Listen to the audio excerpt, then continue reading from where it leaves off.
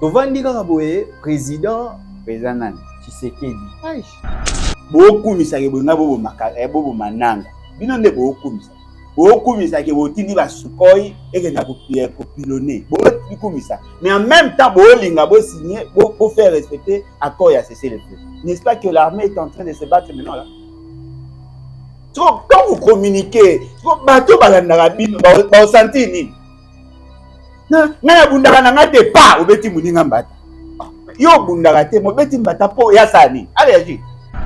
Pays c'est qu'il allait apparaître sérieux s'il n'avait pas signé l'accord et a cessé le feu avec FCM. Parce qu'à l'Ubina Bino, il y a qui ko solo lana ba pantente. Na solo ina ba. Alobi yé pona yé Kagame ndé problème. Mais en même temps, il signe un accord avec Kagame. Il vous dit qu'Aza a fungoli maboko. Mais en même temps, il conclut ce qu'il avait déjà signé. Mais si j'étais à la place de Kagame, je dis, mais ce monsieur n'est pas sérieux. Aza koya koyebisa na batu kenga na toyoka. Mais toyoka na déjà pour te signer accord na Washington. Tu dis c'est que na Kagame ba signer accord na Washington. L'application ya accord wana ezaki tributaire na application ya accord ya FCM23 na Félix. Tu vois, tu vas signer accord ya cesser le feu, mais yé na misa atabino, mais aza na posa peto yokana. Mais la mec o ingo tendre yé. Asa azwaki besi boyokana. Il y a des choses qui sont simples. C'est lui qui veut la paix, doit préparer la guerre, n'est-ce pas? Il faut faire la guerre. Pour que Kagame a la paix des braves. Dans ma vie, paix des braves, ça dit qu'il y a deux géants, deux personnes, au bazo bunda, au bamoniye, X a gagné, Y a gagné, ba yokani ba chapé. Mais à plus la li brave na lâche. Tu vois, brave nani, lâche nani. Bonne santé. Oui, santé, ça va. Bien que le pays va très mal, santé, ça va. Président Alain, le pays va très mal, $, et c'est stabilisé à 23. Et là, il y a combien? À 28, 28.5. Le lot est éliminé à 23. 23, le gouverneur a 23. Sur le marché, il y a combien? Officiel. Non officiel, il y a combien? À 22, 21. Moyoka est quand même ça, on va changer $, on va 17. Oui, plus d'une semaine. On a banque centrale, il y a combien? Il y a le bagino. Il faut comprendre que ça, ils ont preuve et incompétence. Ça, c'est compris. Tu vois, et là, nini, mais là où maintenant, ma dégénéré, quand il a lancé ça, le quoi a une maladresse congénitale, maintenant, le cambiste, quand on parle de cambiste ici, ils allaient besoin le quoi bureau d'échange, parce que tous ne sont pas des bureaux d'échange. Ouais. Voyez-vous, les cambistes, bango baza suko ba intermédiaire, bango ba facilitaka, moutoise soit francs, soit $, parce que bango ba salaka ba ça intermédiaire. Quand ils ont compris que l'État a pris cette décision et que la population n'ayant pas l'information, eux maintenant profitant de la situation, ils ont fait ce qu'on appelle la spéculation. Est-ce que vous voyez que les Congolais sont devenus plus pauvres aujourd'hui à cause de la décision là? Non. Comment ça? Déjà, boye bango, la monnaie en tant qu'actif, sa valeur dépend des désirs que l'on a de cette monnaie là. Et vous, ceux qui battent pour ça $, l'élo, ceux qui $ est athée, naturellement, $, est une valeur. Vous voyez que Kitty, mais si vous convertissez cette valeur-là en $, vous allez vous rendre compte que Mati, parce que carburant est là qui est à 2990, n'est-ce pas? Par le carburant est comme à 2690, par le moins les 300 francs. Tu vois, à l'époque, si vous avez $20, vous ressemblez 18 à 20 litres. Les lots, vous ressemblez 14 à 15 litres. À $20. Vous voyez ça, écoutez, c'est carburant, oui, mais bon, est-ce que vous avez même quantité? Non, c'est comme ça qu'on réfléchit. Obi mutumo ba fandi pas à qui vous a dispo na Belgique. Akomo le ba Kagame ngana onde to aussi ça paie, j'étends ma main et consort. Ah yo mtolo vite, na zina ba commentaire ba dusu ba olo. La grande question, ici ka kenda ki malobo e bonga lo ba yango. To ba na wana. À profiter de la tribune pour faire entendre voix. sikoyo makambo ya akendelaki koloba oyo bato na ye ya mayele bakomelaki aloba po basalaka récitation po biso nde tosalaka yango me aye nde eleki bakomeli récitation arécite akomi kuna achange akomeli bamaka mosusu sikoyo bozwa français oyo alobaki na français oyo bakomelaki bino benga bodésiré parce que lorsque un président de la République aotanga makambo bato ya mayele bafandi balobi bokosentir ke akoloba likambo eza na contexte oyo azolobela yo kobeta masolo ya mariage na yo na matanga bato baolela mama ya bango mpe papa na bango mikana oimagine obeta masolo ya mariage na matanga bato makambo azoloba eza na rapport na biso toyeli te bakende kobeta masolo ya économie ya alobi Kagame bato bayebi ke mabe ezosalema mokonzi yango aza pour ne pas le citer asa atangi apa alobi no ngai na one tokosisa makambo wana soki kazini tosisi jeta ma main tout ça mais likambo oyo ayelaki kuna alobela on ayaki mpona kotanda botau ya Kagame d'ailleurs kuti omoni na kati ya sale wana bato babeti maboko. Oui, bato babeti maboko pourquoi? Parce que Félix Tshisekedi a donné l'impression de défendre les valeurs universelles, les valeurs partagées. Tout celui qui désire la paix est apprécié par les citoyens du monde. Cependant, il faut être sincère. Moninga, tellement na komi ko mesana batalukuta, et comme ça il ba oloba, ba komi pesa ngande kani. Mais c'est gars ba jetant la main. Mais après le binin, a Kenadoa a signé accord et a cessé le feu. N'est-ce pas? Muto a outi ko signer accord et a cessé le feu. Wa lobi ke bangona Kagame nde ba ko si sa guerre. Wa lobi ke ana posa ba congolais ba kufate. Mais en même temps, outi ko lobake basali attentat pour na koluka ko bomananga ba bomé nani. Attendez ça manani. Celui qui veut la paix, qui ne veut pas de la guerre, signe l'accord de cesser le feu, mais il attaque quand même. Quand le mensonge prend l'ascenseur, la vérité prend l'escalier. On a promis, on va donner les jeeps aux députés. Il y aura des jeeps.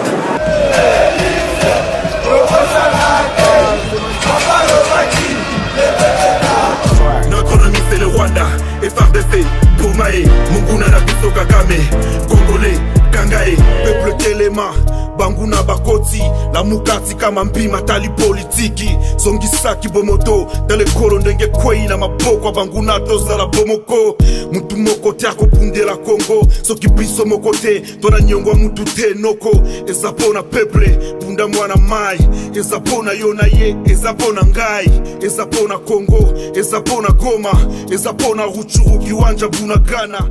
Puissance ya liloba eleki ya lisasi mbote na bino nyonso bozili ba malamu ya kolanda Archigeek Info bino nyonso bolanda ka masolo ya politique partout dans le monde. Esengweza ko yeba ke boza vraiment ebele bino nyonso bosengaki azomona na te comme je vous l'avais dit aux précédentes émissions que après les mariages tout ça qui émission mais après il avait perdu sa maman biologique.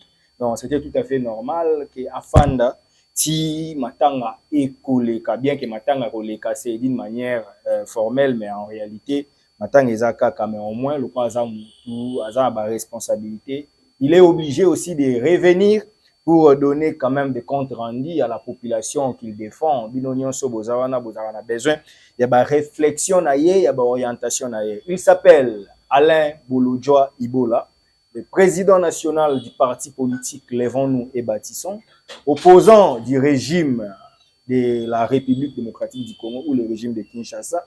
Alain Bolodjoa est avec nous. Bino Boyebi, il n'est plus à présenter, mais si vous écoutez Nabiso, vous comprendre que c'est l'une des têtes pensantes de l'opposition de la République démocratique du Congo. Papa Alain Mbotenayo. Mbote de Konangai, Mbote Nabalandi, en tout cas, merci beaucoup pour l'opportunité. Bonne santé. Oui, santé, ça va, bien que le pays va très mal, santé, ça va. Je voudrais m'acquitter d'un agréable devoir. Okay. Celui à remercier Batunio Soba Sistakinga pendant les obsèques. Qui Bandeko Bele Bayaki, il y a des opposants, des politiciens, il y a opposition, il y a majorité. Et à la société civile, en tout cas, merci beaucoup. Et puis, na bateau, nyonso, ba benga ki, ba tinda ki, ba message na bango, merci. Matondo mingi na bino nyonso biso pe bien que c'est l'équipe mais te présenter le sous condoléances. Merci beaucoup. Toyebi ke eza nzela na biso tout.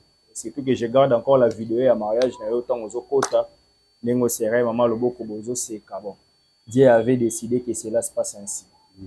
Président Alain, le pays va très mal ndenge nini dollar ekiti. Et c'est stabilisé à 23.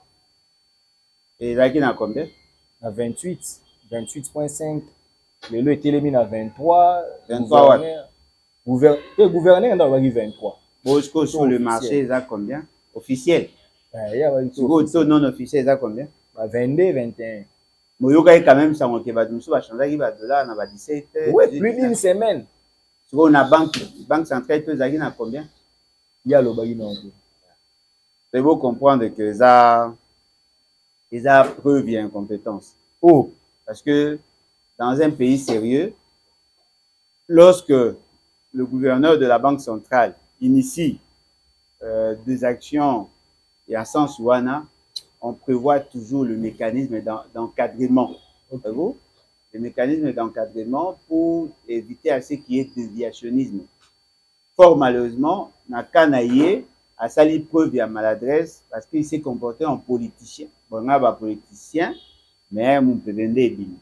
A sali preuve d'insuffisance technique, d'autant plus qu'il n'a pas su encadrer sa décision. Moni décision au baron Bazoua Kiwana. Et ça, une décision routinière. Les gens pensent que ça est une décision moins exceptionnelle. Non, et ça, la m'a déjà.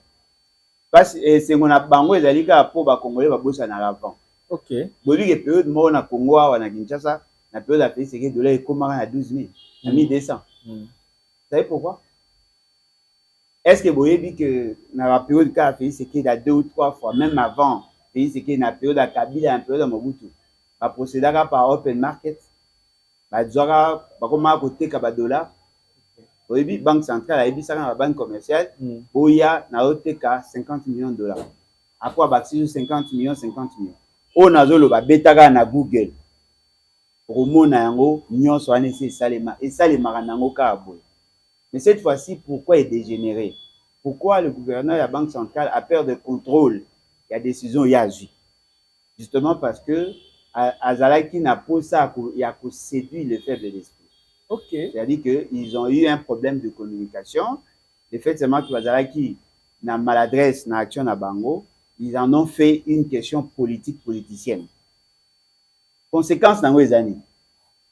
Conséquence dans les années, quand ils ont lancé leurs opérations, Nénalobi, c'est une action routinière. Quoi de plus normal, ça fait partie des instruments. Il y a politique monétaire. Ce sont des politiques conjoncturelles. Quand on a lancé Biloko Naye, à l'objet qu'il y a d'autres TK, à Fongoli marché pour vendre des devises. Tu vois, dollar equity.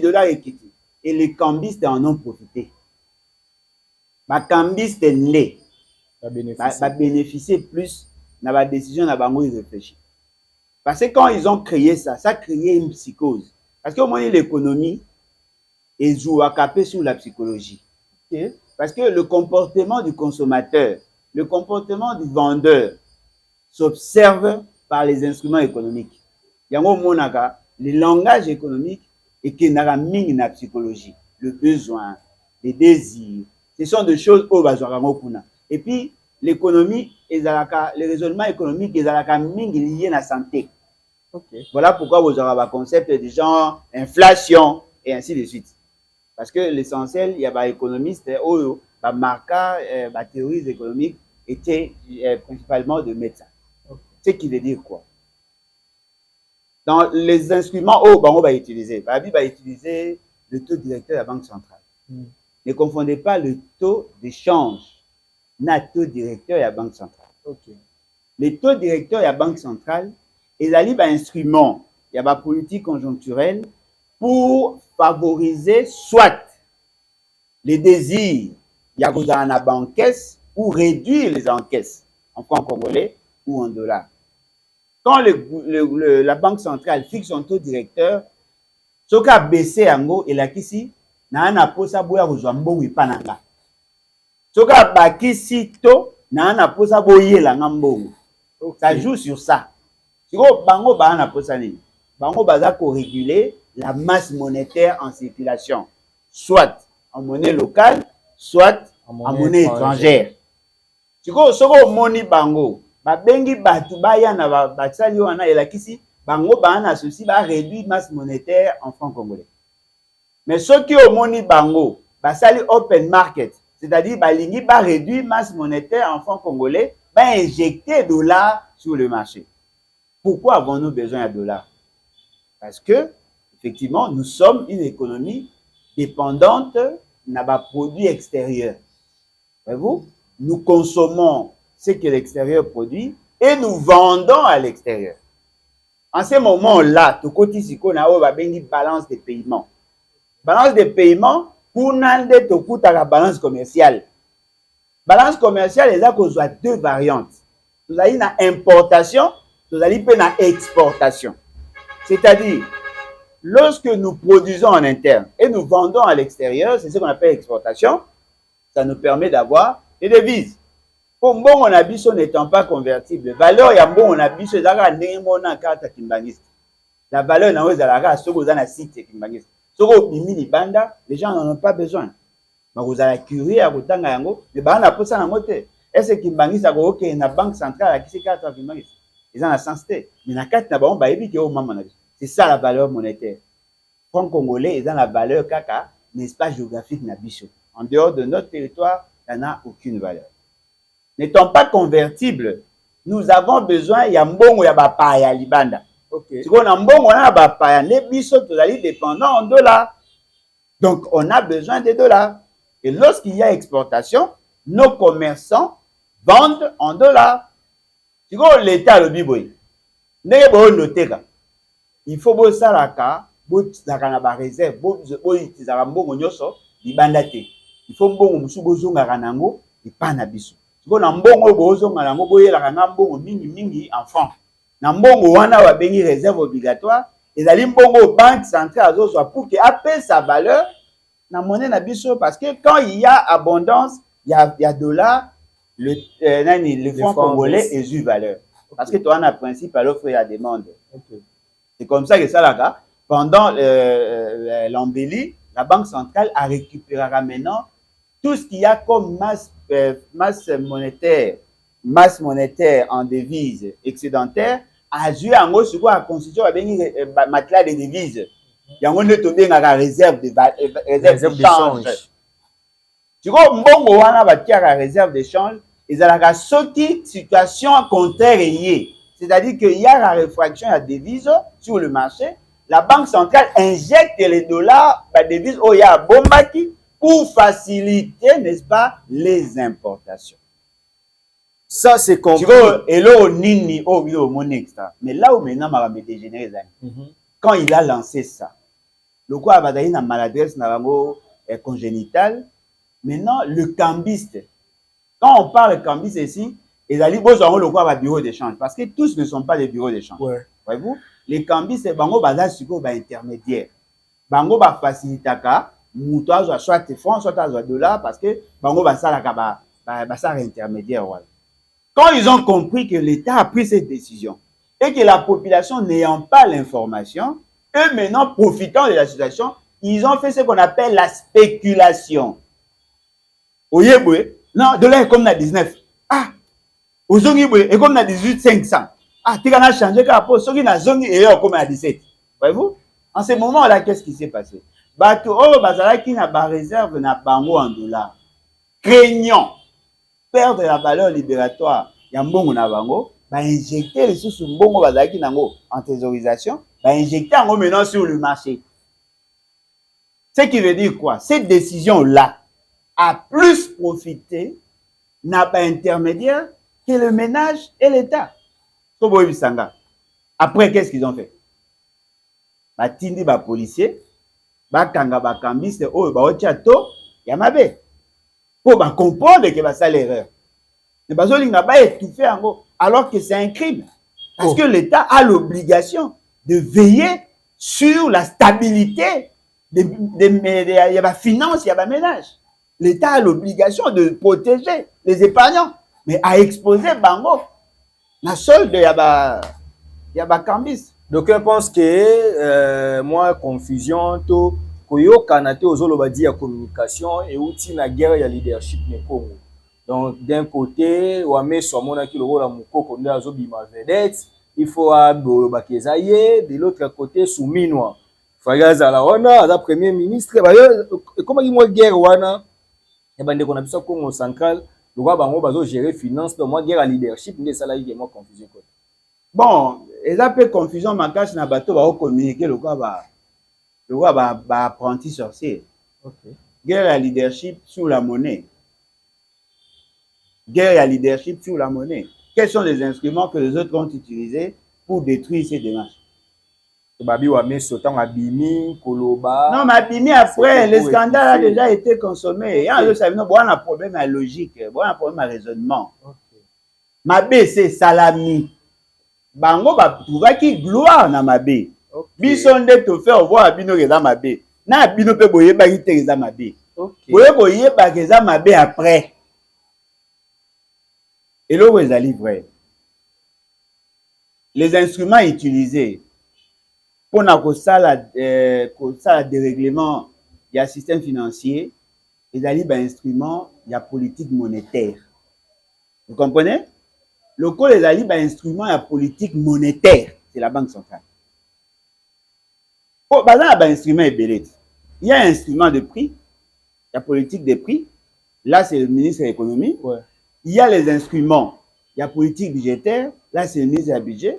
Il y a les instruments, il y a politique monétaire, c'est la Banque centrale. Okay. Mais tout est coordonné par la volonté du gouvernement. C'est-à-dire que quand le gouverneur et la Banque centrale a posé l'action à Sansouana, Bolinga, dans une certaine mesure, le gouvernement en profite. Parce que la Banque centrale, c'est vrai, elle a une certaine autonomie, mais elle a des éléments isolés dans la gouvernance. C'est vrai? Parce qu'elle dépend du ministère des Finances. Mais les décisions au Bazui, dangerosité dans les ils n'ont pas su encadrer leurs décisions. Ça a des effets néfastes sur les épargnants. C'est ça le problème. Conséquence, on va payer $, et quoi, il y a les sous-collecats. Tu vois, les cas place mais bino bootara dollar ezoya kolekati koleka place ezaki ndeni. Est-ce que boyebi que les Congolais sont devenus plus pauvres aujourd'hui à cause de la décision là? Quoi ils bootara un aspect non. Comment ça? Déjà boyeba ngo la monnaie en tant qu'actif, sa valeur dépend de les désirs que l'on a de cette monnaie là. Et vous? Ceux qui battent na posa à dollar lelo, ceux qui dollar est athée, naturellement dollar est une valeur. Ndenge mo bomuna na marché, ceux qui moni mangoustan et comme ko mona na ebele, puis ekitaka, n'est-ce pas? Ceux qui comme ko komara, muto aza nango akocha puis alingi. Parce que quand vous êtes dans une situation de marché monopolistique, naturellement, la personne qui a le marchandise exige ce qu'elle veut. Mais ce qui est à dire que marché, le bien est commis abondant, naturellement, ça baisse. Vous remarquez que dans la somba, on a 30 000. Ok. Mais dans mon même anana est commis 6 500. Oui, pour la somba, on a oyo, anana zo mona na té. Ok. Mais tant est commis belé, est commis 6 500. Même taille pratiquement. Hein. Et comme Marakutu, au légi, pendant la ouézinette, tu vas vous y peine, il y a des delvo, il y a matadikibala. Okuti saki mobimba nana babouaki. Parce que tout ce qui est abondant perd de la valeur. Tout ce qui est accessible perd de la valeur. Ce sont des théories économiques à l'accent à G1. Je crois même Bino, na ba science na Bino ya batwalo barawana butangango. Donc, boye ba que muto azaki na dollar abombaki mbongo na ye pour des éventuelles dépenses, des dépenses futures. N'est-ce pas? Dans un programme na yé à Salaki, dans un budget na yé. Si quand tango ba monnaie que le marché est commis secoué, a commis la tendance à ko désépargner. Les désépargne est à la bien, ceux qui osent désépargner par le souci à ko investir. Mais ceux qui ont désépargné pour pallier na ba fluctuation, il y a marché de biens et services. C'est-à-dire qu'on perd le pouvoir libératoire. C'est ça le problème. Les gens ont fait sortir leur argent. parce que bazalaki na effet moko psychologique. Bayebisi bango ke eloko boza nango ekomi toxique. Ils veulent maintenant s'en débarrasser. Bato bayebi qu'il y a une loi en économie, la loi de Gresham. La mauvaise monnaie chasse la bonne.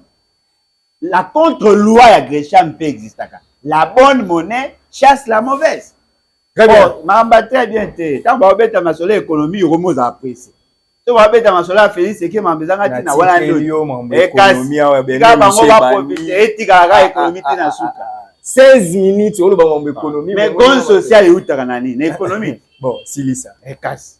C'est pour lui la guerre, ça m'a appris l'économie. Ba divorce ça m'a appris l'économie. Papa la rapport l'économie.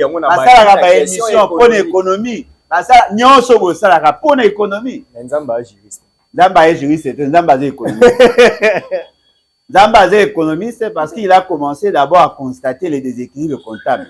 Il a créé Badou, il a ça nyonso. Après il a pesi norme. Dieu est d'abord économiste.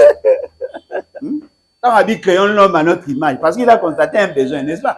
La norme est venue après, oui ou non? Et alors, la guerre, c'est une division. Donc, il faut toyer, souci n'a pas de connaître pour mieux servir. D'abord, il faut voir. Nous avons deux formes à monnaie.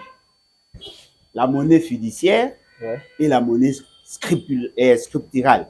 La monnaie scripturale, c'est ce qui est électronique. M-Pesa, carte électronique, la monnaie aussi, la banque et consort, ça, ce sont des monnaies scripturales. Le monnaie fiduciaire, il y a la monnaie aussi dans papier, et puis il y a ma bende, ce sont des monnaies. Ces monnaies-là procurent à la bateau de détenir les valeurs libératoires. Mais la valeur intrinsèque de la monnaie, c'est la confiance au besoin de la monnaie. Tu vois, ce qu'on taille maintenant la fonction de la monnaie.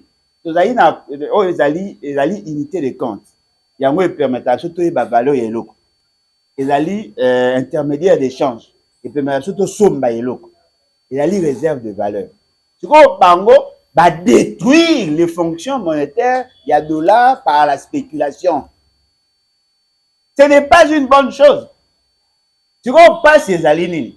Si vous juxtaposez la situation de la monnaie dans la situation économique réelle, vous allez vous rendre compte que le taux a baissé, mais les prix de biens et services n'ont pas baissé. Non, mais Bill, il a dit 5 000, 4 000, c'est une avancée. L'IPA, il a dit 500 francs. Oui, Namboko bat raisonnable. Ça qui a l'eau, c'est 73 000, 56 000. Namboko bat raisonnable. Et Zamboko, il faut que ça la promotion à CNPP. Ça, c'est de la folie. Comment vous raisonner, mais vous maîtrisez toujours le bateau qui sont de Ronanga. Quand vous dites que l'eau est quitté, vous les calculez sur base de quoi? Sur base de la valeur nominale en francs congolais. Si vous commerçant ou à terre, vous comparez la valeur en dollars, la valeur en je vous prends juste un exemple. Et loco, vous avez 20 $. À l'époque, 20 $, ils avaient qui n'a 58 000, n'est-ce pas? Il y a azoté Kango, 70 000. À Junette, 12 000 à l'école. Dollar est commis à 19. À azoté Kango, 40 et 45 000. Et quittite. Bon, ça, calcul n'a pas ma baie. Les commerçants en ont profité parce que bah, élargir marge de bénéficiaire n'a pas par rapport à prix en tant que tel, mais par rapport à la fluctuation à monnaie. Vous voyez que Kitty. Mais si vous convertissez cette valeur-là en dollars, vous allez vous rendre compte que Mati, parce que carburant est à 2990, n'est-ce pas? Par le carburant est commis à 2690. Par le moins les 300 francs. Tu vois, à l'époque, si vous avez 20 $, vous ressemblez 18 à 20 litres. Les lots, vous ressemblez 14 à 15 litres. À 20 $. Vous avez ça, équité de Mati. C'est carburant, oui, mais bon, est-ce que vous ressemblez la même quantité? Non, c'est comme ça qu'on réfléchit. Très bien. Bon, ça va droit, va journalisme, bon, ça va droit, va journalisme. Oh, on est dans ma calcul. Il faut la réaliste. kasi économiste monnaie wende. Oh mais eza ba tronc commun. Yo bula monnaie ezani. Monnaie ezaka ya ba tronc commun. Na bengelo Godin Poi. Non mais Godin Poi akoki kozala maître mais batuki nga betaka ya akoape olongola. La démonstration minga saïla, bino biso ya tolobi la onka. C'est vrai que c'est un maître mais bon. Mon dima un mot qui mettre en penza tranquille.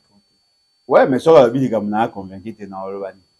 On avance, on change le chapitre. Alain Bolodjoa. Ah, oumeli bah actualité belé les qui a bon. Abotimbe na za rappel quand même moins important. Hein? Et biso to timbelité, biso to yebi goza important pour. Ah, OK. Biso penana public na biso po asenga. Papa lo yambi etendenge nini? Ah boye, batuku bakenda plus loin. Bobebani. Po ba congolais bo umela kate na mi. Non, na ndimaka batu na kala batinda nga mpesa. Na kala. Na kala. Kala, na komo wosa una. Anniversaire à président lequel le 18, bo sala e bien yangeza le 25. Depuis octobre. Yango za moi esprit à dictateur. Ah non, to ba modéré ba na le 22. Là scorpion na modéré. Qui passait à la scorpion donc on a nyama. Eh, ezaka par rapport à ba signe wana. Mais signe wana christianisme. Eza raté, ouais. Bien na Bible eza ba lobela mais eza raté en fait. Connaissance à Yesu ezaka ba to bataka ba étoile ne ba lo. To c'était une parenthèse to kanga. To fongola parti moko. To vandi kaka boye président nani Tshisekedi na Belgique. En ça discours après Kagame, bon, bref, asengaki ya ebisi Kagame aloba na bato na ye ba se retirer place bazali bango mibale so ba décider pe kozonga. Na raisonner maman yo président Bolodjoa. Après bato bandi ko critiquer. Deli c'est ça lui tout ça pour ça boye bande copé union sacré babité ala kisi mokili mombake yaza na posa guerre te. Kagame ndazo kosa, Kagame ndaza na mauvaise foi. Kagame pe alobi wa koloba président sengi pe. Mais après na ke na ngoka mbangu. Après yo komona na Doha ba signer ba pusana par rapport à ba cesser les faits tout ça. To pusani nanga abiki na attentat. So bi wana nyonso yo zaki osala ba émission te pour na matanga. Nanga biki na attentat batu misupe ba communication IDP ba communicateur IDPS ba sepeli après nanga apparaître à réapparaître na kati avion na salle économie actualité wana nyonso ko banda discours ya Fachi Beton ti na réapparaître mo sérieux to benga ba koma ba Beton et c'est non na it ya ba sérieux ba si ono ba benga papa national ezaka ba papa bazaka moins sérieux ba benga wana ba komo ba jango ba mbalima ba yo baba yo benga Bolodjo benga national mais ba non les autres on a benga pas biso maréchal mais jour ayoka mais abiso ba non ndé jour ayoka to lala 2 jours to la mukate maréchal papa bazaka moins sérieux ba tanga ba benga wana komba ba sio kasela netienne. OK, c'est ça question. Ah ici là qui déjà ko remarque que c'est la sérieux. Oh et yo mo remarque la sérieux. Kaluki kimia. Yo asinazo ibisauti. Kana makambo yo lobi ngana ko bachelote. Nasaka analyse na oyo lobi. Obi mutu ngo bafandi pa akiko sa discours na Belgique. Akomo loba na Kagame ngana onde to aussi ça fait je tends ma main et consort. Wa yo mutu lobi te na zina ba commentaire ba musu ba olo. La grande question, ici ka kendaki malobo e bonga loba yango. To ba non wana. A profiter la tribune pour faire entendre voix na Siko makambo ya kendelaki koloba o batu na ye ya mayele ba komelaki ya loba po basaka récitation bo biso to sala ka yango mais yendeleki ba komeli récitation a réciter akomi kuna a changer a ngolo ba mususu siko bozwa français o ya lobaki na français ba komelaki bino ngabo désirer parce que lorsque un président de la République a tanga makambo batu ya mayele ba fandi ba lobi boko sentir ki a koloba likambo eza na contexte o ya zoloba yo ko beta masolo ya mariage na yo na matanga bat baolela mama ya bango be papa na ba nikana vous imaginez o beta masolo ya mariage na matanga bato me makambo azolo ba za rapport na obso to yelite ba kende ko beta masolo économique ya lobby Kagame batu bayebi ke mabe zo salema mokonzi yango aza pour ne pas le citer assez atangi apa lobby non ngana on est aussi ça makamwana so ka ni aussi j'étais ma main tout ça mais likambo ya yela kikuna alobi la honte nyonso wana pona nga en tant qu'enseignant na au côté ba mo musu na boko loba po ba yo risque ba la donation ayaki pona kotanda botaou ya Kagame d'ailleurs ko mo ina kata salle wana ba bete maboko oui ba bete maboko pourquoi parce que Félix Tshisekedi a donné l'impression de défendre les valeurs universelles les valeurs partagées tout celui qui désire la paix est apprécié par les citoyens du monde cependant il faut être sincère moninga tellement na komi ko mesana batalukuta et comme soyi ba oloba ba komi pesa ngande kane c'est ce gars ba jetant la main mais après le binin a Kenadoa a signé accord à cesser le feu n'est-ce pas muto a outi ko signer accord à cesser le feu wa lobi ke bango na Kagame nde ba ko signer sa guerre wa lobi ke ana posa ba congolais ba kufate mais en même temps outi ko lobake basali attentat pona ko luka ko bomananga ba bomena nini attentat sama nani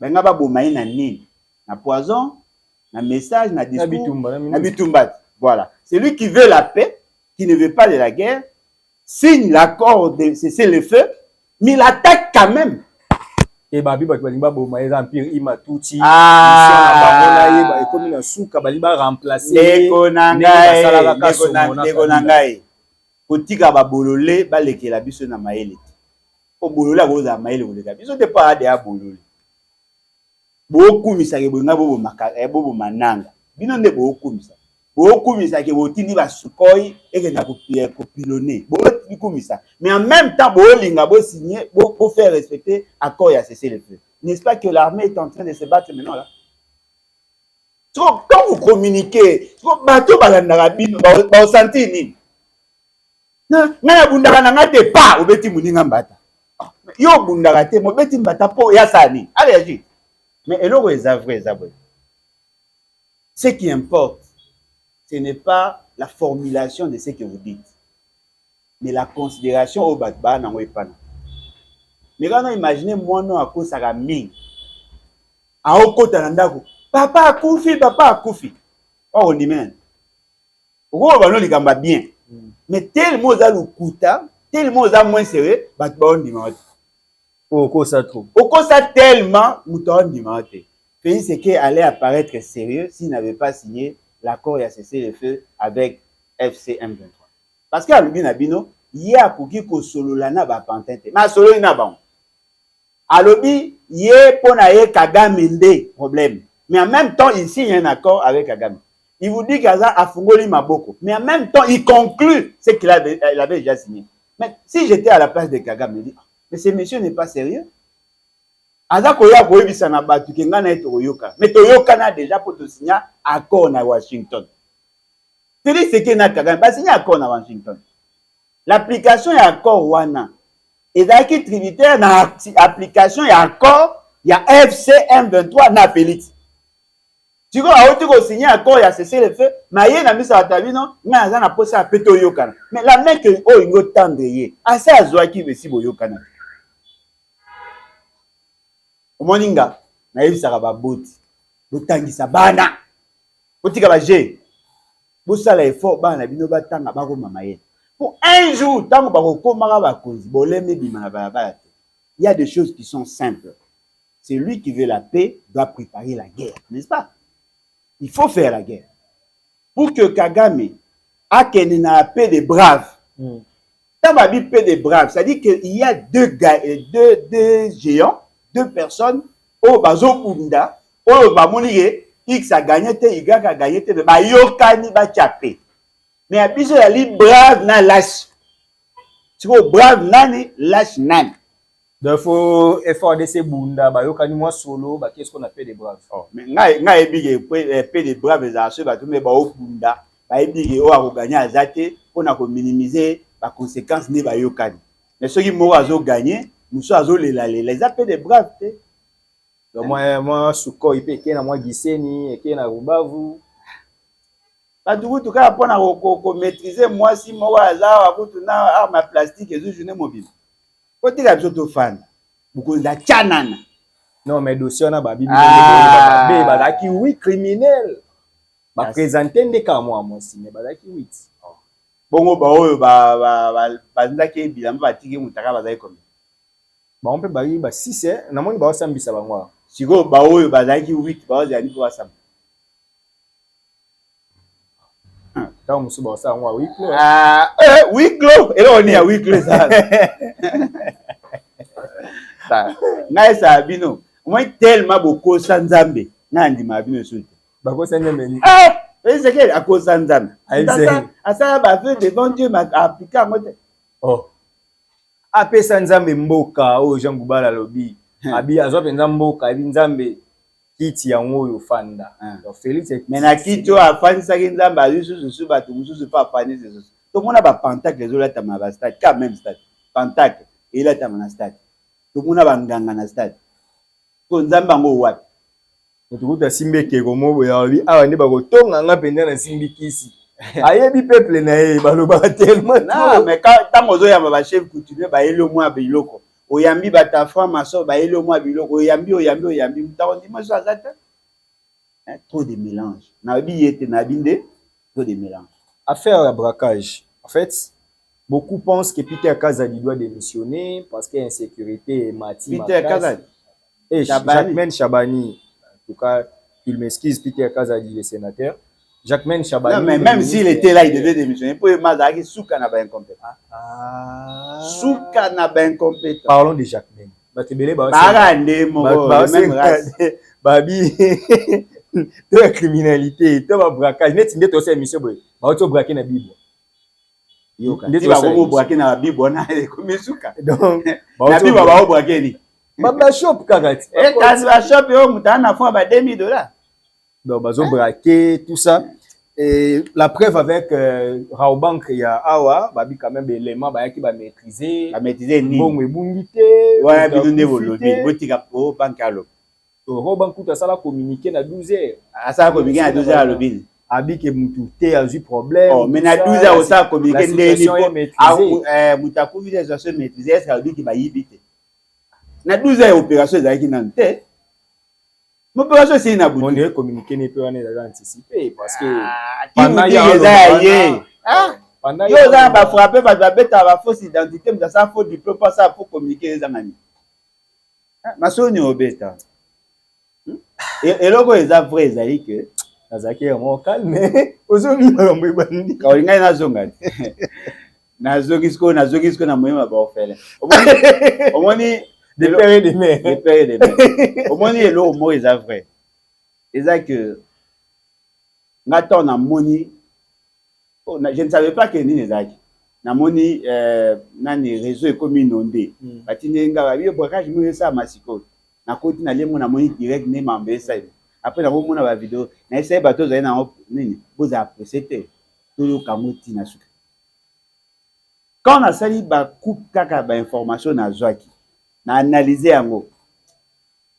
J'ai compris quelque chose. Na souhaité za yango te. J'ai compris quelque chose. Cette dame était seule. Nenga comprenaki, elle était seule parce que c'est elle-même qui avait dit. Et puis au-delà vous la seule, les gens ont profité de son action pour effectivement pour y ba banque. OK. Tota nan. On ngana comprendre. Na bité on a le bi yango des évangiles. Moi, je me suis dit, oye no osale logo, et là on est percuté, mais bateau ba ya qui pona ko pekisa yo sale logo ba on monte ba sali. Et c'est que moi j'ai compris. Tout à l'heure nous pour ça on n'est parce que là au moins ça surprenant. La dame a lobi kazaki yemoko azali na mundu ya plastique. Robank après si ba enquêteur accès na ba vidéo, on a vu une seule femme avec une arme ezaki pe plastique. Tu vois, vous me imaginer. Matanga qui est déjà. C'est comme ça, c'est bête là, ini. Comment ça, c'est pas non. C'est comme ça, c'est bête qui est dans direction ni ninde. Ndiko nanga, bon mona yibatu bazaki ya kotonda mawana. Mutumoka azuki no lisasi. Non non. C'est comme ceux qui mutazo braquer, nda bango ezaki étage à niveau, combien de niveaux? 3 niveaux. Siko bango batakati bano beta masasi contre nani. Pona kati mutazoki na masasi te. Toyebi de soki ba mire bo mena moni ba vitre ne pe pasuki pendate. Siko masasi o mwana eko bete ezaki destiné ya bozwa nani. Pona moni mutu moko osala lokola film ya Chic Norris azo ramper na mabele. Nana beta yi lisasi. Soki ezwaki ete bongo bato bazali na sima. Moko azwi lisasi. Lisasi o bana eko beta ezali na direction nini na yeba. En réalité, soki mutu na kati awa beta masasi abeta alingaka neutraliser bato baye kokanga ye. Mutu moko azoki na lisasi te balle perdu pe ezate mais public ezalaki ndeko nanga. Boza na hypothèse nanga soki eza so. Moi so na ye oyiba so azaya msu mwa mutu tout ça bobo sana te so hotel na basine o sentir que aza mentalement instable. Wa izanga na libite eza solo ko potenga pente mama. Tant na moni ye na tali comportement na ye ya so mo na mission na yawa onde mutu mo a été za ba stupéfiant au moins il y a mutu mo za ba bloga marque tant aye à côté à sali opération abimi heureusement la vidéo o balaki si tisiko les autres témoigner à côté abimaki déjà alongaki déjà côté à guichet batu bakimi abimi déjà mais aucune banque o ngana yebi bachaka caméra ka na kati mingi bachaka pe na entrée Ouais bala tsabino vidéo ya entrée bala tsabino vidéo ya entrée bala tsabino bao bana ko beta masasi tiko ka ya masasi ba utiliser masasi busundoli bobandi posa mutaka non dites-moi l'armée a tiki ka ya masasi bato ba beti ils ont été arrêtés en flagrance ba tiki est-ce que on est là pour ça enquête. Et pour président Lobaki ba punir Tshisekedi ba punir nanu Batouana pour essayer un peu conseil des ministres ba punir Batouana respecter moi ça na zo samba est-ce que ceux qui va punir Batouana et puis si est suspensif il y a procès il y a moi ça et procès na bango on dirait aux mais kozala mais quand oui ba pour cette vidéo ba ko fixer ba ko pour recruter ba biya ko lo ba kozala ki après ton nom exactement. Rien ne nous rassure. Aucun numéro de criminel. Est-ce que ça va aller Ozi Bembong. Oh, mais tout le monde a koufa ba boma na bossa comme famille là. Nsimba. Na bossa une famille, un avocat koufa ba boma ba tuta na associat. OK. Un avocat. Muto ande ko kumba mutu ba. Moi na ya ancien directeur ya cabinet ya Kabila non? Oyi mutu bakanga. Chauffeur azaka na ndako. OK. Lo ya procès ba otu na ye. Ezali ndeni. Autant on a zoya na ça qu'il faut pas na tout à côté ayebi même pas ici à accident ah ça a quitté mandimi c'était le 2 janvier ba libérer à Kenapo avocat nani a fait chauffeur en yebisa kino lelo toko silo makambo koza mutananga oyeko boma fe sekedi après na suka ba otindo ko tala ba kino ba oya compagnie selekeke oui, mais ça qui n'a que OK poto bango solo makamu to no boma mutu OK poto conseil a fallu au moins tous les jeunes ba te maintenant mulongo ko banda ati bibwa mulongo ba wela ba incriminer ba on a faux dossier les censeurs à visa nous ça kana bolinga poto ah c'est mon donc analyse nous on a comprendre selon yo ozo pesa penza crédit na dossier monté non comme si ba pempe ba onde ba yaki na cop non ba pemba ko yana ba on na cop ndeko nanga to za sérieux pemba yeko kanga yo ayibi au téléphone bongo soka yeko kanga yo akuti mutu muso atiki téléphone na mesa wasani ah masoni bobe to yebani ba politicien ko to tiki téléphone ayibi bongo pemba bongo ba agent de l'état ça commis pour la sécurité.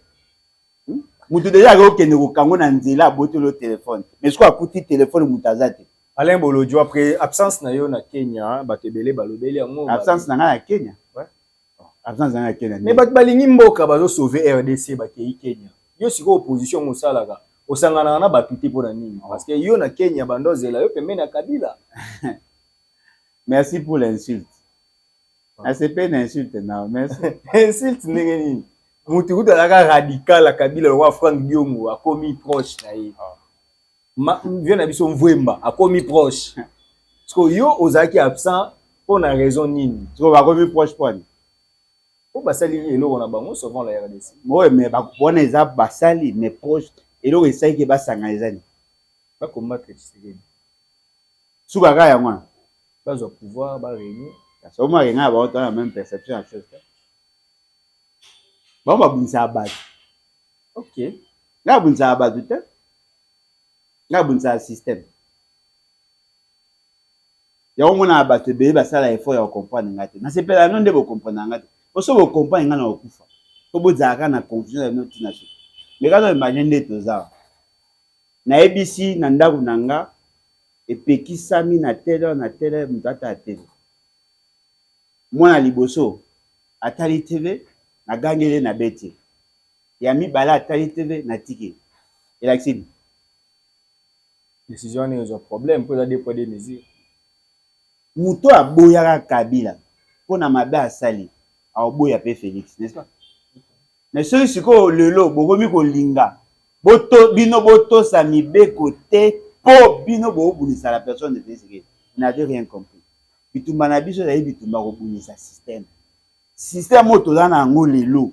Il a dit que il y a déraillement, le pays n'est plus sur les rails parce qu'il y a une décision qui a été prise en faisant de Félix Tshisekedi président en violation, il y a disposition et la disposition essentielle de la Constitution, l'article 5. Ce qu'on a dit, c'est tous ceux qui ont accédé au pouvoir par la force et qui l'exercent en violation de la Constitution. Paf na sanga ina kabe. On a boibi mambo ça. Non, Babi, le dynamisme existe. Ennemi, mais le dynamisme existe par rapport à la position et non par rapport à principe. Le dynamisme existe par rapport à la position et non par rapport à principe. Les années aux arbres. Ceux qui les loyaux bongo les moutins. Pourquoi les chrétiens? Mais à terre les chrétiens, mais ils s'adaptent à la vie na ma pour le dynamisme. C'est dans un sens hein? Oh non, voilà, comme la société accepte maintenant les détournements, je détourne parce que la société le veut. Non, non, on ne fonctionne pas comme ça. Restez droit dans ce que vous faites. J'ai fait un choix de combattre tous ceux qui ont accédé au pouvoir par la force et qui l'exercent en violation, il y a un principe. Même si demain, au a lobby dans les canisi mususu lobby à malam, ceux qui ont qui mutu à mabé et qu'aux na droit chemin, je peux comprendre. Mais si tu restes camponné la position non ya mabé, ngane na changer. On a boye ba nga bien. Donc ce que tu comprends, yo Kabila n'était pas sauvé la RDC. Non. Il peut pas. Kabila a un problème. Oh. Maintenant, le bagarre, même discours, vous avez changé, on est dans le bureau de ni Félix, ni Kabila, ni Nanga. Dans le bureau, on est là. Et au Loba, non. Et alors, tu vas changer, ni. Allez, tout ça, pour ça, tout ça. Oui, bah, on est bien. On a perdu, ma bien. Attends, perdu. Kabila, sur un pour ça, Kabila, bah, je n'ai pas Kabila. Bon, il se pose aussi un problème, il y a substantif, un problème, il y a souvent la RDC, oh, Batebele, Babi, Bakangela, Yango Koutino, à côté la Bazara, Maël était. Nengenini, Kabila, Zo, Komisango, Yaye, Loko, Yakangela. Bazara, Maël était, problème de moi. Pour ça, il faut raisonner bien. Les battes, la Bible, est-ce que les battes, la Bible, n'a pas tu go lobani na lebat kuna na lebat ya Bible ou ya livre à Néhémie chapitre 2 verset 18 on parle de la philosophie zali ba lobana bino discours mutu mo alobaki levons-nous et bâtissons alingi baté va tonganda mais pas na biso da parti politique. OK, c'est le mot kuna c'était une pensée. Ici on en fait une organisation. Sauvons les Congo. Nous sauvons la RDC. Ils appellent au monde. OK. C'est le monde. Est-ce que Koutino Fernando a sa organisation comme nous sauvons la RDC? Non. Et c'est le monde. Kabila est en droit parce que nous avons fait ses droits. Il y a que défendre le Congo pour écouter. Il n'a pas fait ses droits. C'est pas que non, il n'a pas triché. Et d'abord, avant Koutino Fernando Aloba, l'hymne national, ils allaient déjà. L'idée, il y a de sauver l'hymne national. Lumumba l'a fait. Lumumba l'a dit. Tous ceux qui ont fait la politique le disent déjà. Oh, comme ça, on débat. Débat, ils ont un problème, il y a crédibilité à bateau. Il y a un problème, il y a discours. Mais Bazawana pas plus que crédible, papa. Non, mais bateau, Théophile même Bazawana. Mais il y a autant de crédibilité par rapport à qui Kalana Bango, mais par rapport à Ndelo Baosa. Ma fonction occupée, Namboka. À ça, la partie n'a été AAP, non? AAP. Hein? Alliance qui est nini, on a Oya Sala. Mais là, il y a Kabila. Bobo Sater, il y a Penati Sekret. Ouais. Bobo Sanate, il a travaillé avec l'AFDEL. Ouais, Théophile Meba. Bobo Sanate, il était gouverneur de la ville. Bobo Sanate, Azara, ministre, Bobo Sanate. Quel était son bilan? Puis nous, beaucoup de ça a toute valeur par rapport à la position à Bango Bazara, et à la poste Bazara. Au moins, on non, il est crédible parce qu'il était candidat président. Ouais. Moi, je ne peux pas m'associer avec Kabila. Kabila, Nanga, c'est ce qu'il dit. Exclu. Mais il y a un isolement aux pouvoirs. Mais à quoi ça servir aux pouvoirs en dehors de la principe qu'on a ligne? Pourquoi il faut na comme le roi Batunyon? C'est le deuxième échec qui s'est gagné. Eh, sans effet. On est au lieu bon à Boutou, na moi ça. Ouais, boulot, éternel opposant. Éternel opposant, il reviendra au peuple de faire le choix. Ce qui peuple a ligné bateau, ba ligné ba kende na accoutumance, na logique na bango, et ça bango. Et puis là on a zolo. Depuis na bandi ko bunda na combat ya politique. Na inventé l'autre. Na zo rappeler nos cas ba disposition constitutionnelle. Na inventé l'autre. Le respect non mais même na bandi on. Na bandi on autre. Oh, vite, c'est ce qu'on me dit aussi dans la famille. Tu es trop strict, tu es trop rigide. C'est ce qu'on a dit. Ce qui papa n'a bien avant Koufa, il dit que tu as ma pangouté. Oh, papa, ça a Koufa. On a Koufa, alors, il faut te gâter. Non, il faut te rappeler si tu as. Alors, il faut te gâter. C'est clair. Il y a les gens pour me dire, papa, il faut te gâter. C'est ça. Mais si vous vendez Babi, bon.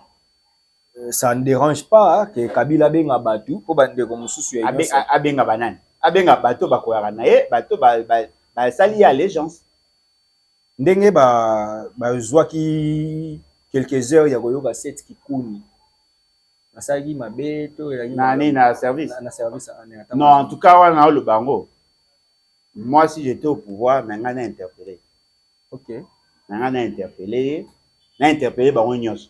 Nous avons une différence. Et c'est cette qui n'est pas au côté. OK. Voilà. Aux uns à droit, mais le service est un peu ça. Zonganda, Kouyaka tel jour, nous avons un peu ça. Oui. Na passeport, na yo. Oui, vous, au commis, na bureau. Mais ce qui est fan na.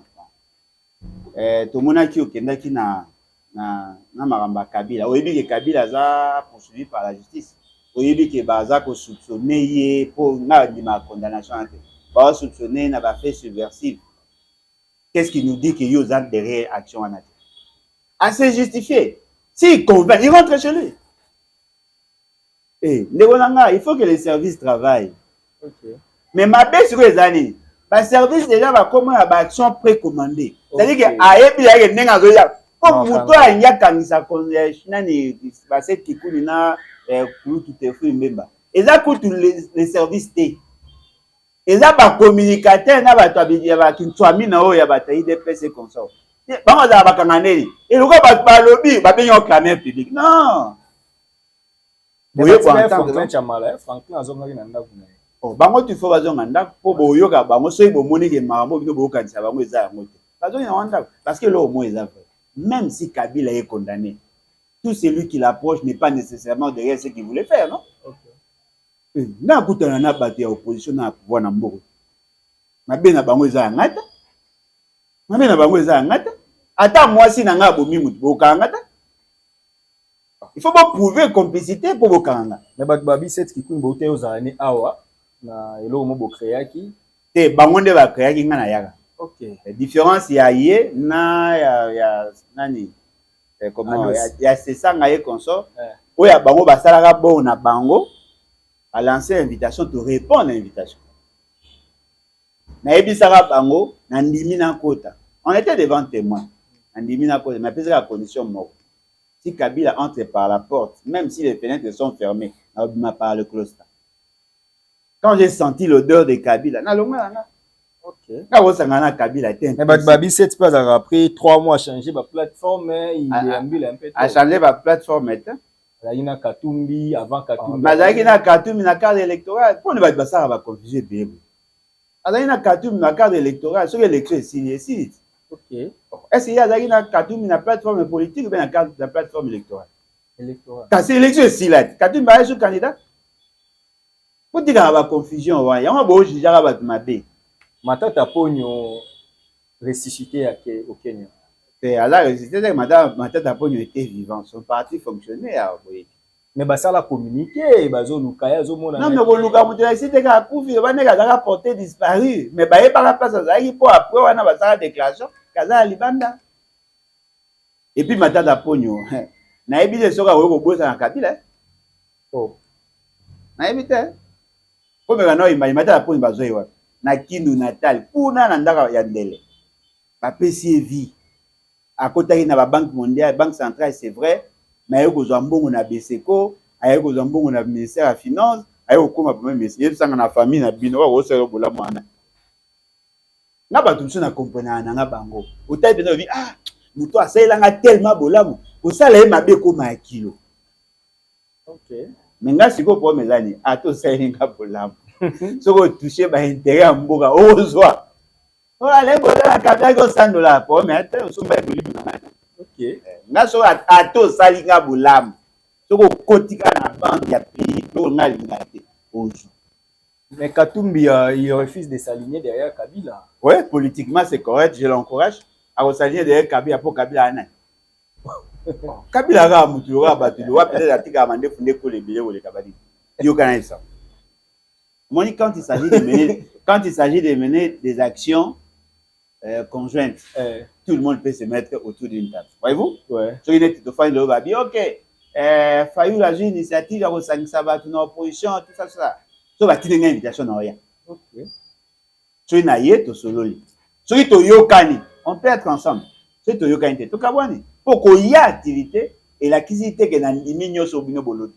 Izaka lokwa neto zarate Alain Bolodja va convoquer un parquet. Pour convoquer un parquet ne veut pas dire me condamner. Ouais. N'a pas répondre. Si vous condamnez, n'a pas réagir autre. C'est comme ça. Donc quand on nous invite en politique, on nous invite pour échanger. On peut savoir la grande ligne, mais c'est en l'interne de comment on a les âmes ou pas. Quand Kabila et les autres organisaient des activités, Moïse Katumbi venait. Mais Oyo Siko les alliés va organiser activité pour créer une structure afin de reconnaître l'autorité à Kabila. Que gagne Moïse Katumbi s'il reconnaissait l'autorité à Kabila? Parce que Kabila ne sera pas candidat. Mais Kabila doit régenter toute cette organisation-là. Ok, Biso te reconnaître Kabila le quoi Moukoni na Biso. Il a passé Kikouni Basali, Matata Pogno Koso. Il y a Boyi. Parce qu'il n'est pas dans le calcul. Il gagne quoi s'il est derrière Kabila? Dites-moi. Il gagne quoi?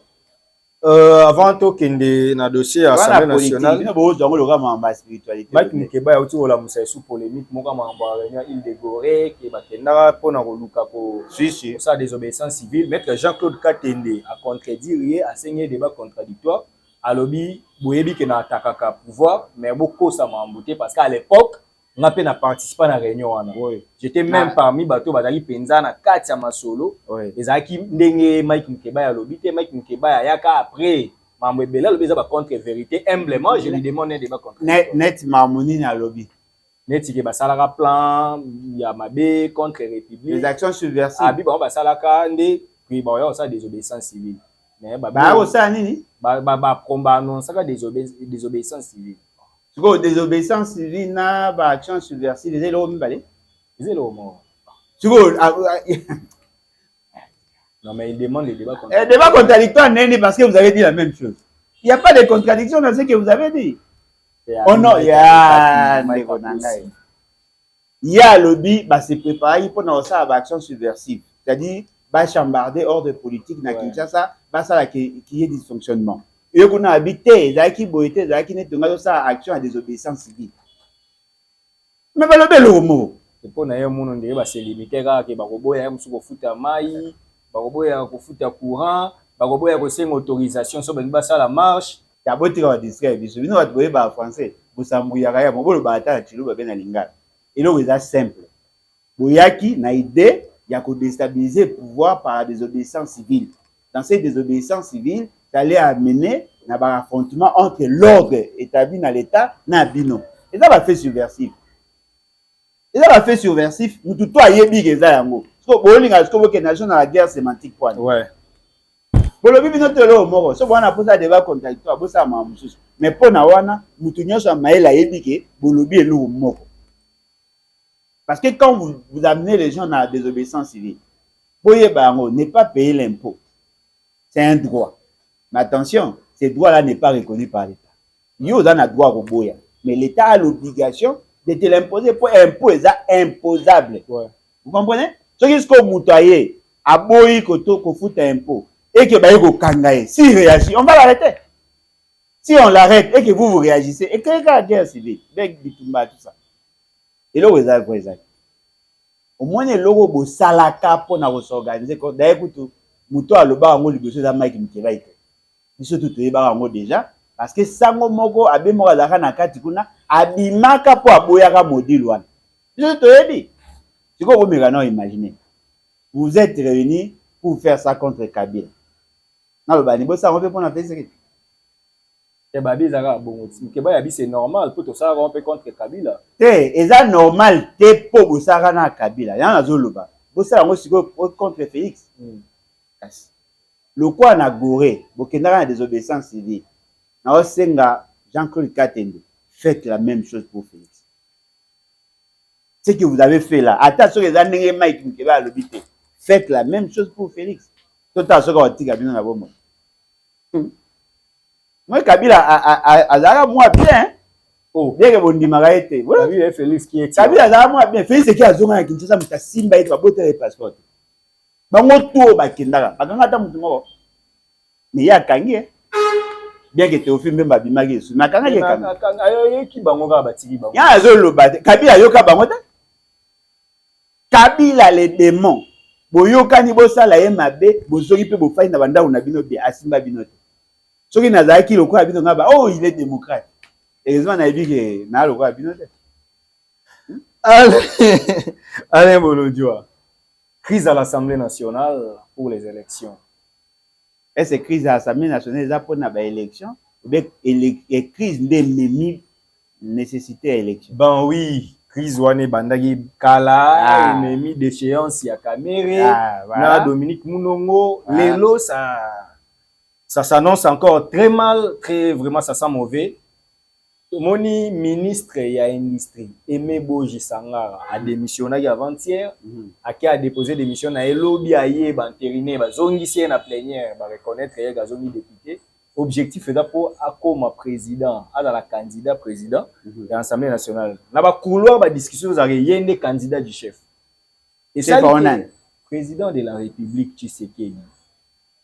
Bandeko ya INC bazaki déjà prêt à radier communiquer mais banede à circuler pour na mona que pas bato penza ba INC et une réunion déjà c'est préparé pour radier na INC mais après ba vandi sinon communiquer en lelo ba député basiliki j'ai suivi Willy Michiki à télé 50 Willy Michiki a ba député te ba député belé po banani ba même ba pétitionnaire ba pétitionnaire ani oyo ba ko isaka caméra. Oh, bon, on va quoi ça quand même, va quoi sur Boji écoute na baina ta bango balobi boyi.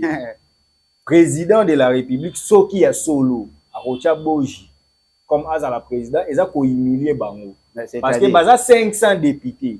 Comment na kati ya 500 députés wana okomona mutu ko présider baninga na 499 te veut rozwa mutu aza na gouvernement a démissionner aya awazo et ça va on ba maela ko rater. OK. Vous aurez un pire esprit. Y a-t-il une loi qui interdit à un ministre de démissionner pour avoir un député? Non. Moi, cette loi-là, ça profitait à l'essentiel d'entre eux. Moi, j'ai refusé cette loi. Vous avez révisé la Constitution, vous avez révisé le règlement intérieur pour n'accomplir sa possibilité à assumer fonction exécutive. Ce qu'a ici à Zongambalamo. bato ebele baprofita na disposition pour que se protéger. Vous reconnaissez à Félix Tshisekedi le leadership. C'est lui qui a la capacité de raisonner, de orienter bino. Mais leadership, mais il a peine à résoudre des décisions de ça. Bino bozaki utilisé pour renverser Kamere. Bayokana kina Félix Tshisekedi soki ba renverser Kamere, ba kopesa bino. Donc ba que soki ba renverser Kamere, ba koluka mutu mususu. Parce que vous avez été utilisé comme les dénoms de la farce. Farce c'est signe. Ba koluka ce que membre ya sérieux. Je vais vous dire pourquoi Boji wana a la chance de belé à Oleka. Sauf peut-être ceux qui vont négocier ma baie. D'abord, parmi Bao Batikali, au Batikala Kiwana, qui a la prétention d'être candidat? Bitakwira, le baga au postulé. Bitakwira. Bon. Bah, tu sais, moi, moi, volontaire. Tu as 3 personnes déjà s'annoncer. 4-3. Ouais, bah, mais bon, vu que Boa 500. Là, vous voulez que à 100 candidats. 4 candidats. 4-3. Donc, au moins, Irakane, on a place à Dominique.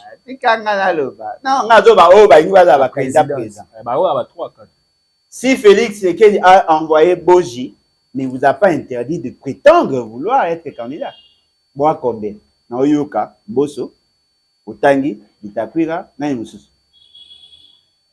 Nani Mususu. Mais attends, 4, ça représente quoi par rapport à 500? Bino Boolo ba 500 comme si tout le monde a les mêmes ambitions. Non, il y a des gens qui ont l'ambition de postuler pour être là. Ceux qui basent Pelé ba disté. Donc là ici, Bota il y a 500 députés. Non, il y a des gens qui peuvent être ensemble, mais bah na vision na bango ba chef groupe président groupe parlementaire, président il y a commission parlementaire. Il y a de ceux qui ont l'ambition d'être des présidents. Mais ba peut Pelé té. Na kati ba député bo mona wana. Et là, on va corrompre $500, na $1000, na 2000, na 5000, na 10 000. Il y a d'autres qui ont de grandes ambitions. Ce qui veut dire que ça masse, wana, bolo bate ke lokwa ba 5 té. Bolo ba ba bazana ba ambition. Na ba ba ambition. Mboso. Boye ba déjà que na géopolitique Mboso ne peut pas être président de l'Assemblée nationale. Vous savez pourquoi? Azali de la partie sud-ouest. Baada primature. Bakozwa te. Bato bakozwa. Eza bato na partie est. Bato na partie nord-est. Bato na partie nord-ouest.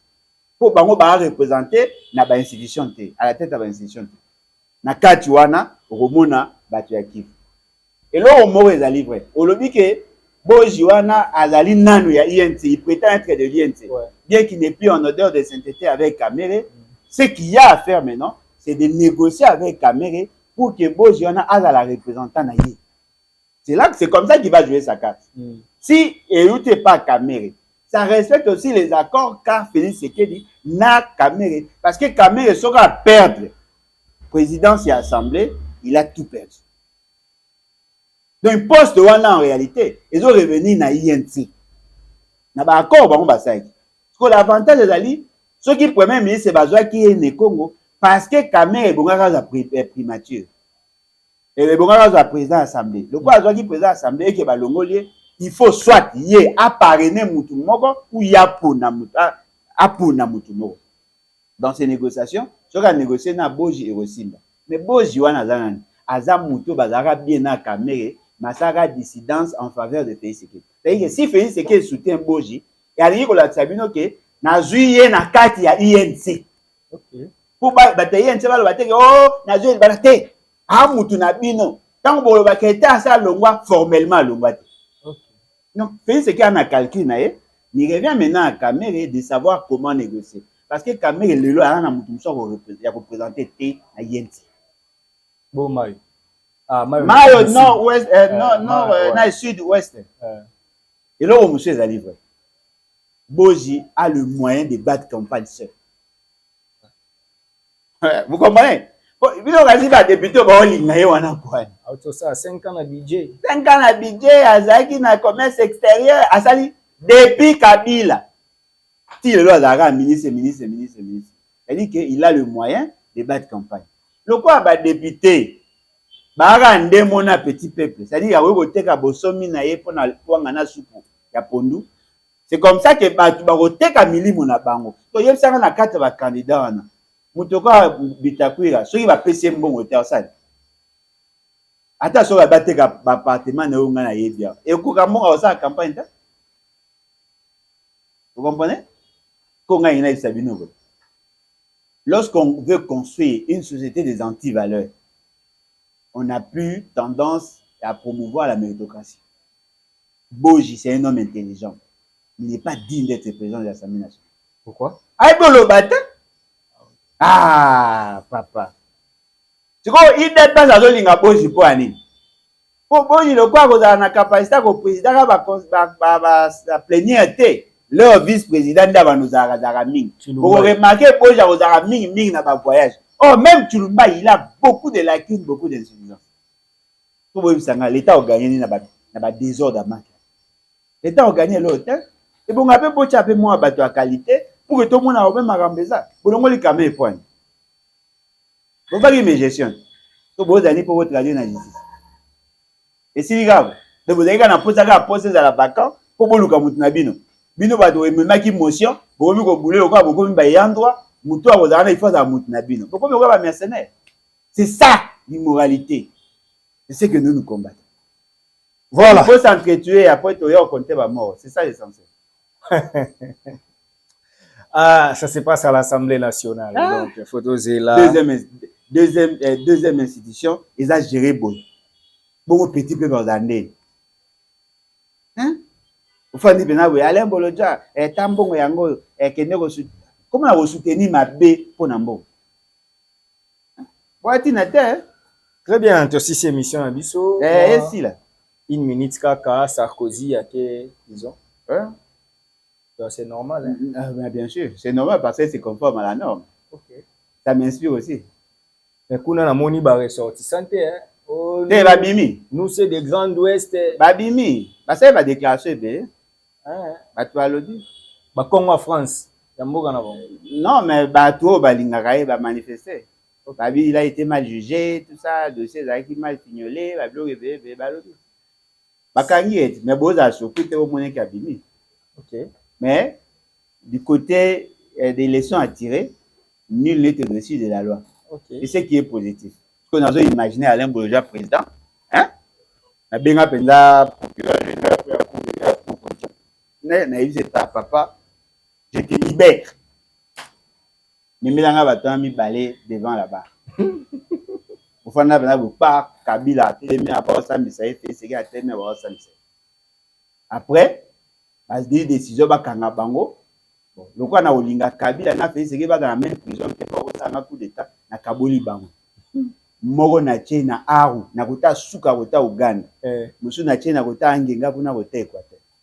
Tche bango ba bloka olia ba otu bango ba linga so ba linga ba tout ça na tindeli bango ba à l'aise. Souci na ngeza ba umia na prison te mais ba kangama quand même. Et c'est dans ça ma vie.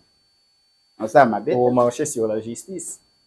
Oh, c'est injonction à la justice. Non, on appelle ça élément. Pour injonction à la justice, je libère le procureur à ça. Le procureur a droit à repasser matière. A matière, président, là, on a toutes nos questions. Bon, c'est vrai, actualité, mais question, on est bini na Katiwana. Yo, ça ramta norme, mais quand on fait la biso. Notre jeune sœur, Madame Elombe, a aussi Kabiso Père son âme. Ils sont sur les livres, façon à méthodologie, beaucoup de bagages dans le d'accord. Méthodologie nani. Nenga bandeko bina bina. Et belebe baga d'accord na été, mais quand même déjà. Elle n'est pas la seule. Oui, le coup là a mais question n'engé bini boui. Ba rumeur mon que bandeko tambo.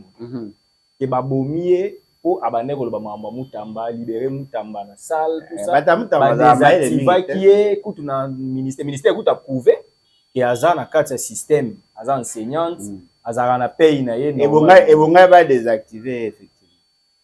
Parce que les comme ça sert des classes locaux à place à militantisme. Okay. Moi je suis enseignant de formation. Okay. Il y a sali pédagogie peut-être na humanité.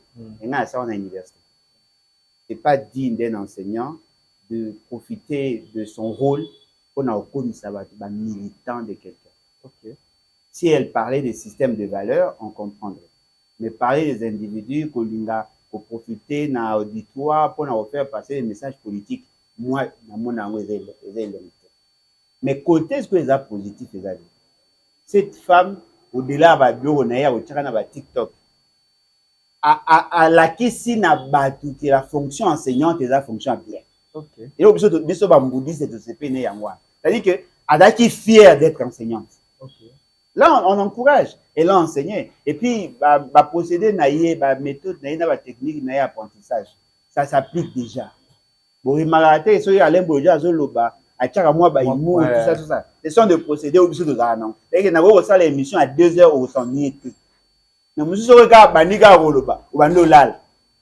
Voyez-vous? Et quand ça, moi, il mou, moi, ba blague, moi, tout. Mais les KPT, ils ont une méthode naïe. Côté à côté, ça, en tout cas, on l'encourage.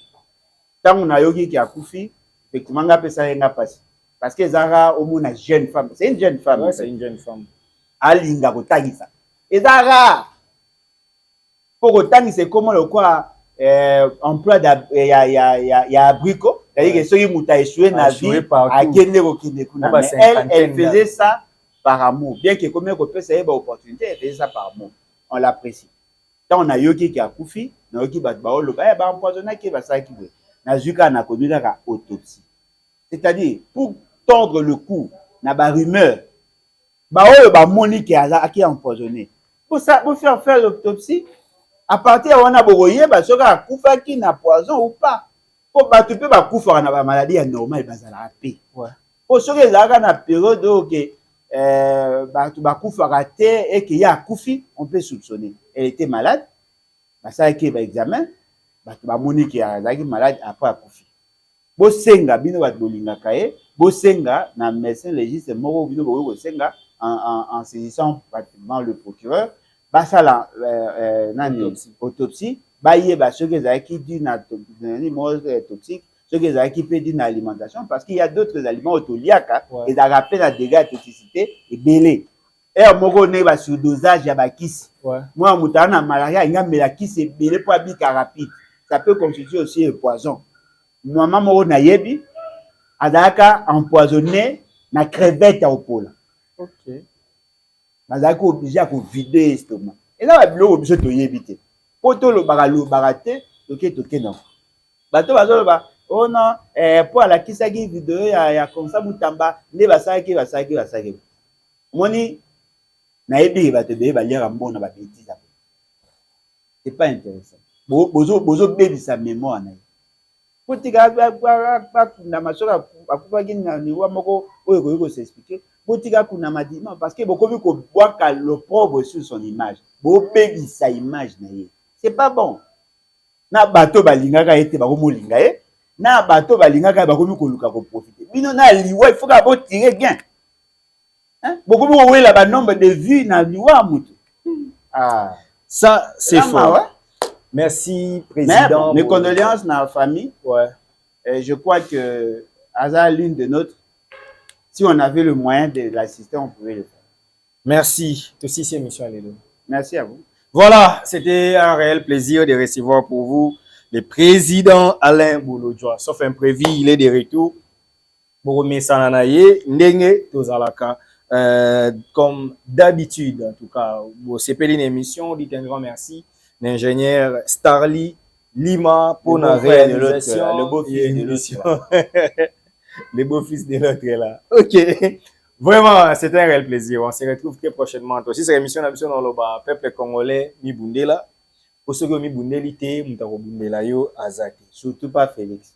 Puissance, Yaliloba. Et les qui Merci.